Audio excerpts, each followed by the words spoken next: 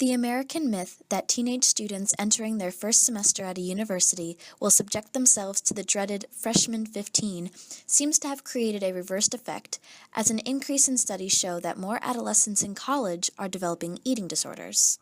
Students that live on campus, first time away from home, are making eating decisions based on what's available to them.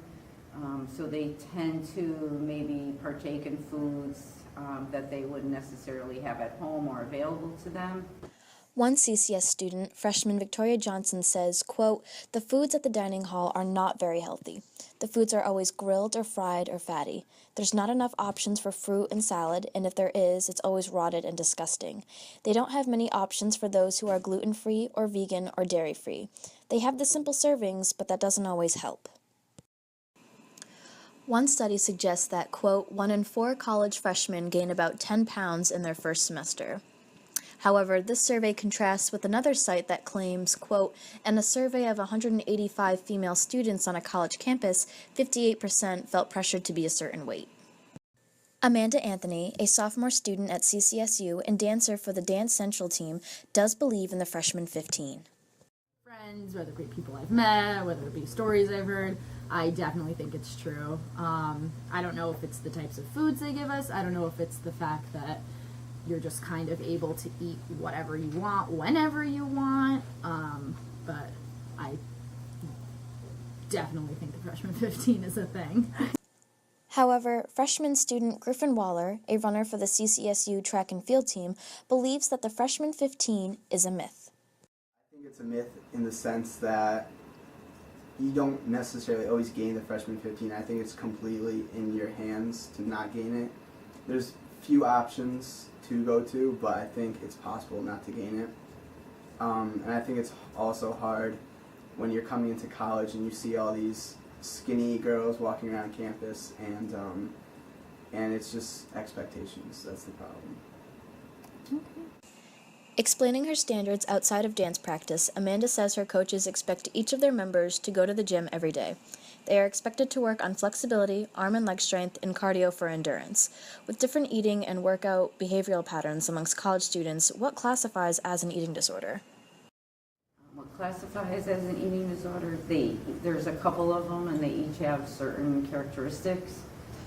So for anorexia, it's extreme weight loss, abnormal eating patterns, personality traits. They're like perfectionists, high achievers. Bulimic people tend to purge. Right?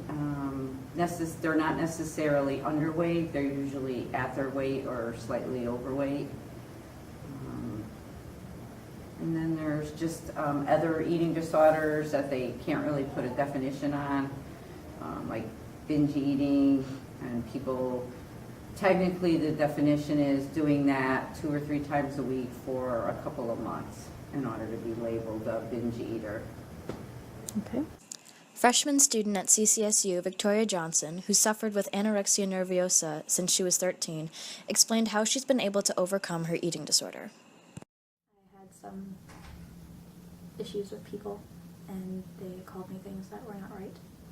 And then I had problems looking at myself and seeing what they saw, and I wanted to change that, but I chose the unhealthy way to go. And they helped me through it. They said that I was beautiful. They tried to get me to eat.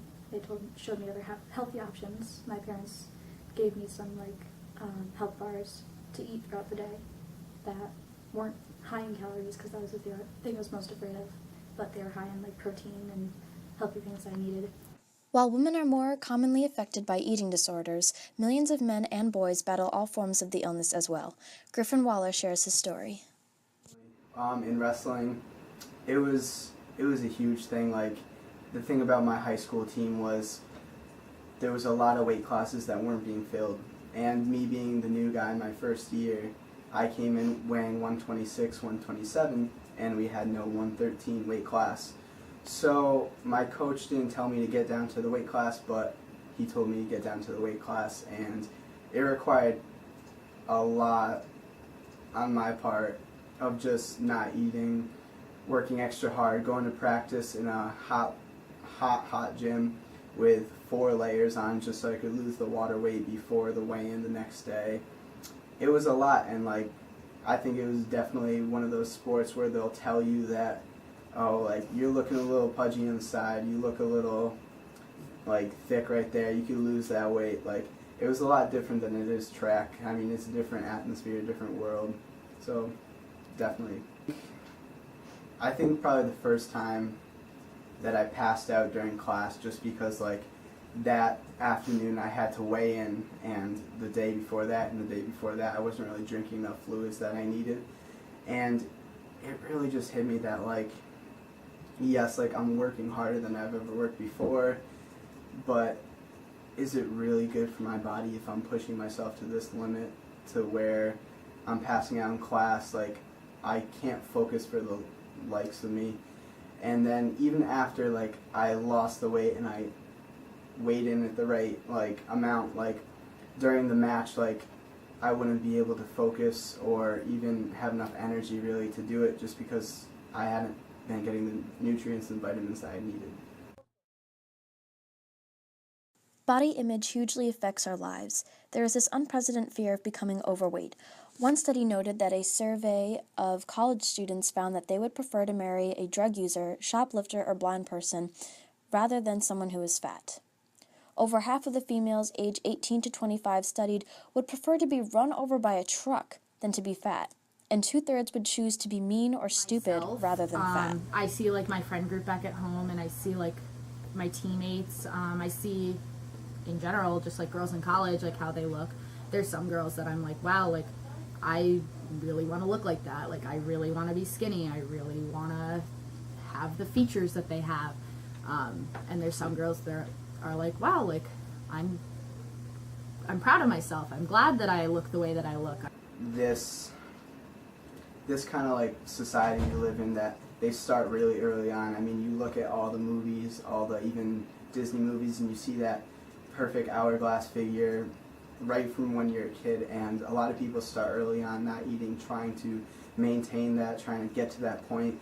And I think it's kind of gross and sick that it starts off so young, and the problem is once it starts young, it continues through your teenage years, and people come to college with that still mentality, that's how I should look. And I think combined with the fact that college food isn't the best, it's really hard for people to continue to keep that figure that they thought was important. And the thing I'd have to say how to beat it is just like, well, for starters, you have to start to accept who you are. Like, I think that's a huge thing, is just no matter what people tell you. And I know this is hard, it's so much easier said than done, but you can't force yourself to look how you always wanted to. I think it's about accepting who you are, your body, and pretty much everything.